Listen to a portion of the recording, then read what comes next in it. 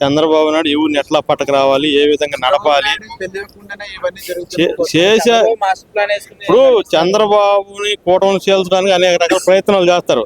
చంద్రబాబు నాయుడు కొండ మేధావికి వీళ్ళు ఎవరు చాలరో చెప్పేవాళ్ళు. ఆయన ఏ విధంగా అయినా సరే దీన్ని ఒకే మాట మీద కూటమిని నడిపేదానికి ఆయన ప్రయత్నం చేస్తాడు. కానీ ఎవరు ఎన్ని అనుకున్నా ఆయన దీనికి ఎవరు చాలరు, ఆయన మేధావి శక్తికి ఎవరు చాలరు. చూడండి మీరే, ఆయన దీన్ని ఏ విధంగా ఆరిపేస్తాడో మీరే మీకు కొద్ది రోజుల్లో తెలుసు. సరే, మీరు అన్నది వాస్తవమే. ఇవాళ రేపైనా నీళ్లు పోసి ఆరిపేస్తాడు, కానీ ఇది ఎప్పుడైనా రాగలదు. 10 సంవత్సరాల వరకు గ్యారంటీ. తర్వాత ఏమో భవిష్యత్తులో చెప్పలేము. 10 ఏళ్ళు మళ్ళీ చంద్రబాబు ముఖ్యమంత్రి. ఓకే, చంద్రబాబు ముఖ్యమంత్రి అవుతాడా లేదా? పవన్ కళ్యాణ్ చంద్రబాబు దగ్గర పని నేర్చుకుంటున్నాడు కాబట్టి ఆయనకు మంచి అవకాశం ఇస్తున్నాడు. చంద్రబాబు నేర్చుకో, పోయి చెయ్యి, పనులు చేస్తే కదా జనంలో పోతే కదా సమస్య తెలిసేది.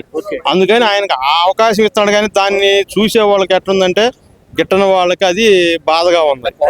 పవన్ కళ్యాణ్ వలన టీడీపీ నాయకులకి అక్రమ సంపాదన లేకుండా పోతుంది, అందువల్ల ఇప్పుడు ఈ కుట్ర అనేది జరుగుతుంది అనేది ఒక వాదన. సంపాదన అనేది ఎప్పుడు కూడా టీడీపీలో అవినీతి పరులు లేరు. చంద్రబాబు మీద 1 రూపాయి అవినీతి చూపించగలిగారా? లోకేష్ మీద చూపించగలిగారా? లేదు, ఎవరు చేయరు, ఎవరో చేయలా. అది చేసుంటే మళ్ళీ ప్రజలు పట్టం కట్టరు. రేపు ఇప్పుడు ఇదే పరిస్థితిలో పోయిన ప్రభుత్వానికి మళ్ళీ పట్టం కడితే వీళ్ళు అవినీతి చేసినట్టే.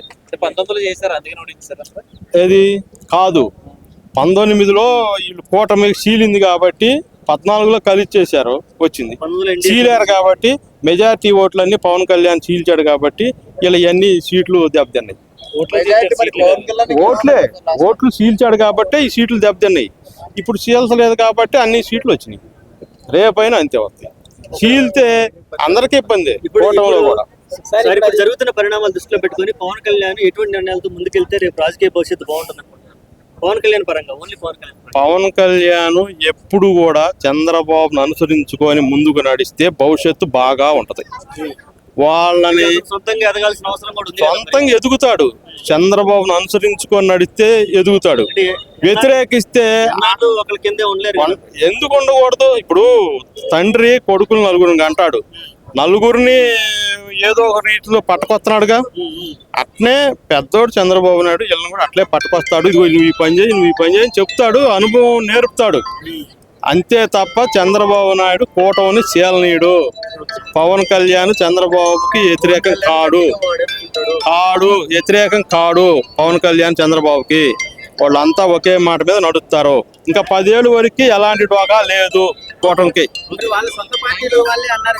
100 అనుకోని చంద్రబాబు, లోకేష్, పవన్ కళ్యాణ్ ముగ్గురు ఒకే మాట మీద నడుస్తారు. వాళ్ళ నోట్లో నుంచి వ్యతిరేక భావన వస్తేనే మనం జనం ఆలోచించాలి. వాళ్ళ ముగ్గురు నుంచి ఎలాంటిది లేదు. వాళ్ళు మంచి ఆలోచనతో నడుస్తున్నారు కాబట్టి వాళ్ళ మధ్యలో ఎలాంటిది రాదు. 10 సంవత్సరాల వరకు నాకు నమ్మకం ఉంది. పవన్ కళ్యాణ్ కూడా బాగా ఎదుగుతాడు. వీళ్ళని అనుసరించుకొని అనుభవం తెచ్చుకుంటాడు, బాగా ఎదుగుతాడు పవన్ కళ్యాణ్. భవిష్యత్తులో పవన్ కళ్యాణ్కి అవకాశం ఉంటది.